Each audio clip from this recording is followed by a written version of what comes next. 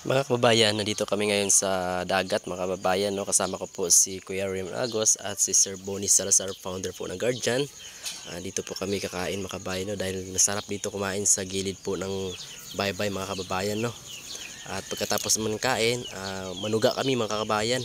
Baka po ay meron kaming huli mga kababayan, no? At ito na nga, meron kaming nakuha mga kababayan ng isda, konti lang. Ito, mga anong isda to.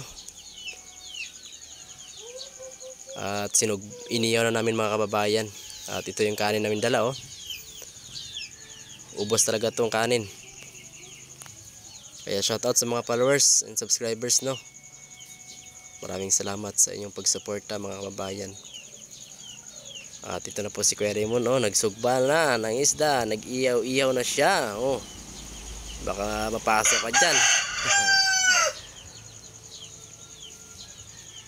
Dito kami mga kabayan, no, sa Barangay Ilihan.